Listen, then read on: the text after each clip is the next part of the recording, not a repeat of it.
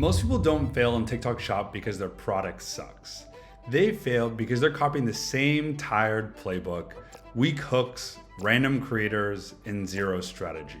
Meanwhile, there's a small group of sellers that are absolutely printing money. And the wild part is they're not doing anything crazy. They're just doing the fundamentals better. In this video, I'll show you exactly what separates the top 1% of sellers so that whether you're just starting out or already moving product, you'll know exactly how to level up. I've actually scaled my own brands on TikTok Shop to doing over 500K in monthly GMV using these strategies that most sellers are ignoring. Let's get into it. Here's the playbook. There are 4 things that the top TikTok Shop sellers are doing differently, and here's why they matter. Number 1 is they double down on exactly what's working. A ton of sellers that I talk to chase the next shiny object. They'll maybe take a product to 20, 100K a month, and they celebrate, they're gonna pop bottles, great, what's next? And they're gonna get distracted by trying to launch the next hero SKU, or maybe starting to test lives, or starting to test AI content. They're gonna do a bunch of different stuff. But basically, testing all these kind of half measures aren't gonna usually move the needle. The top 1% sellers that I talk to do the exact opposite. They focus on that same one product until it hits 500K, $1 million in monthly GMV. They're focused on more creators, more proven hooks, fresh angles. If one video pops off, they're gonna remix it 10 different ways. They're gonna do the same hook with a different creator. They're gonna do the exact same script in a different setting. They're gonna do the same angle, but maybe add social proof. They honestly aren't trying to reinvent the wheel.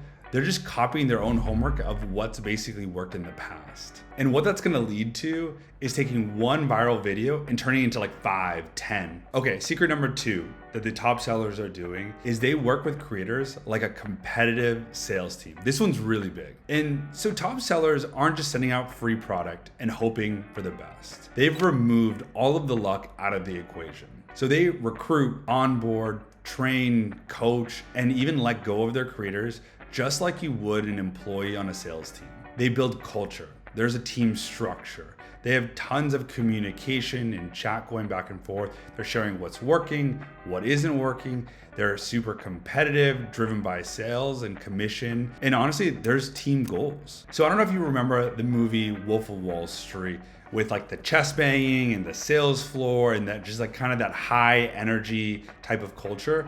You want it to be like that. Like, who's your top performer this week? Celebrate them. Who needs new hooks? Who needs more coaching? Which creator is killing it and buying a new car? Celebrate them and make them basically like a creator case study. And who needs to get cut? These top sellers are running private Discords, group chats, they have affiliate leaderboards, and they're gonna say stuff like, here's a promo we're pushing this week, or here's what's converting the best right now. Who wants to win a Lambo or a condo in Miami? And if you study a lot of these top TikTok Shop brands, whether it's Goalie, Neuro, Comfort, they've built these amazing communities. And the creators stay motivated because 1, they feel a part of something, and 2, they're treated well. I've definitely seen some of these brands that don't build great long-term relationships with their creators, and that can be the downfall. And I see some of these brands that don't treat their creators well. They're dropping the commissions, and maybe that won't impact them in the short term, but it definitely will in the long term.